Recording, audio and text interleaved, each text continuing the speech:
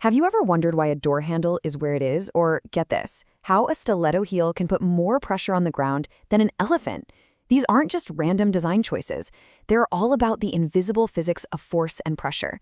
We're going to uncover these hidden rules, and I'll even show you why the air you're breathing right now has enough power to crush a metal can, but not you. Let's get into it. Okay, let's start with something you use every single day, a door. Seriously, have you ever stopped to think about why the handle is always on the opposite side from the hinges? I mean, why not put it in the middle or right next to the hinge? It seems like such a simple thing, but it's actually a perfect little piece of everyday physics. And this page here just lays it out perfectly. Look at that little diagram. If you try to push the door open right next to the hinge, a point Q, you'd have to push like crazy to get it to budge. But you push on the handle way out of the edge, and it just swings open so easily. So right away, that tells us something really important. It's not just about how hard you push, it's all about where you push. So what's the secret? What is the physics that makes this work? Well, that simple little observation about the door handle is our gateway into the first huge concept we're talking about today, the physics of turning.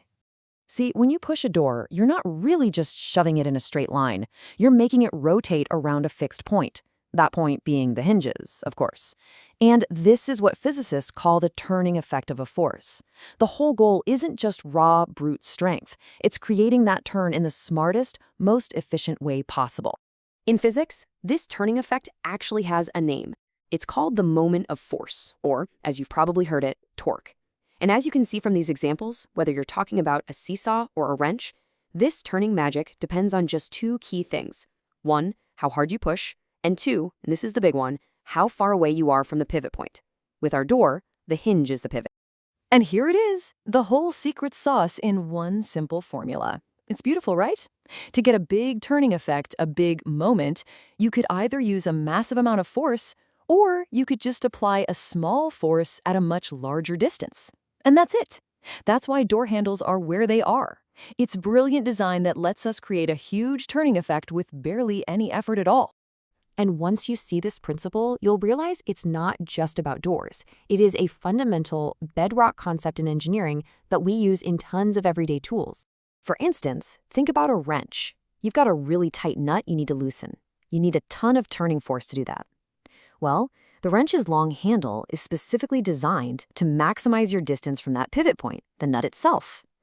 That means even a little bit of force from your hand at the end of that handle creates a massive turning effect, and suddenly the job is easy. Or how about a steering wheel? Ever wonder why it's a big wheel and not just a little joystick? Same reason. Its large size lets the driver apply force way far away from the center column. This makes it incredibly easy to turn the car's heavy wheels, giving you really precise control without having to be a bodybuilder. You know, this idea is absolutely timeless. Just look at this potter. To get that heavy wheel spinning, where do they push? On the outer rim, of course. They might not know the formula, but they instinctively know they're maximizing the distance from the pivot, creating the biggest possible turning effect with the least effort. From ancient pottery to a modern F1 car, the physics is exactly the same. Okay, so we've seen how where you apply a force is a total game changer. But what happens when we mess with the area over which that force is applied? Let's tee up a new puzzle. This one is great. You've got a boy on the sand. His weight, the force pulling him down, is exactly the same whether he's standing up or lying down. So how come he sinks into the sand when he's standing, but he just stays on top when he's lying flat? The force is identical, but the result is completely different. So what's going on? The answer is all about how that force is spread out. A nail is the perfect way to think about it. If you push on the flat, wide head of a nail against a piece of wood, nothing happens. But you flip it around, apply the exact same force to that tiny, sharp point, and it drives right into the wood. The force is concentrated into one very, very small area. And this brings us to our next huge concept, pressure. At its heart, pressure is just a measure of how concentrated a force is. And the formula tells you everything. You want to increase pressure? You can either increase the force, or, and this is usually way more effective, you can shrink the area that the force is acting on. And now for one of my favorite mind-blowing facts in all of physics. A person wearing a stiletto high heel concentrates all of their body weight onto a tiny, tiny point. The result? They can exert over 12 times more pressure on the ground than a multi-ton elephant, which has to spread its massive weight over 4 huge feet. Isn't that wild? Okay, so this idea of pressure doesn't just apply to solid things like feet and nails and wood. It is absolutely critical for understanding liquids too, like the water that fills our oceans. Now, liquids are a little different. A solid object basically just pushes down, but a liquid, it exerts pressure in all directions. You can see it right here.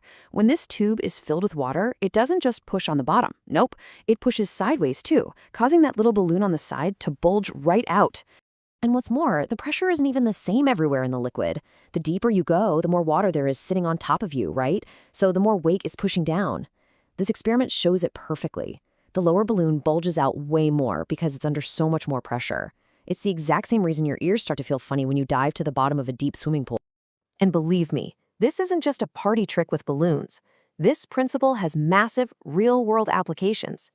Just look at this diagram of a dam. Why does the wall have to be so incredibly thick at the bottom? Because it has to fight back against the immense, crushing pressure created by that huge column of water at the bottom of the reservoir. Up near the surface, the pressure is much less, so the wall can be thinner.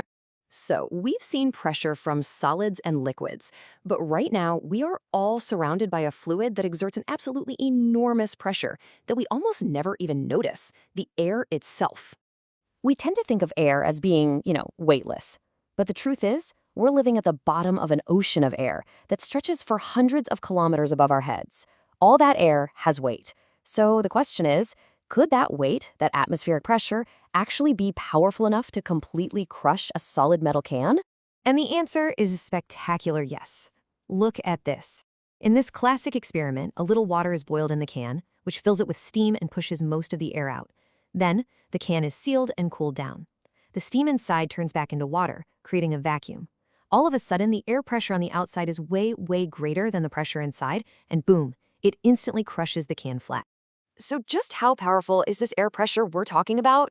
Well, the total force pushing on the surface of an average human body is around 200,000 newtons. To put that into perspective for you, that's like having the weight of several cars pressing in on you from every single direction all the time. Which brings us to our final and maybe most amazing question. If this incredible force is constantly pressing in on us, why on earth don't we feel it? More importantly, why aren't we all crushed like that tin can? The secret is a perfect, beautiful balance. The pressure inside our bodies is pushing out with an equal force, creating this hidden equilibrium that literally makes life possible. It's the invisible physics that holds you together every single second of every day.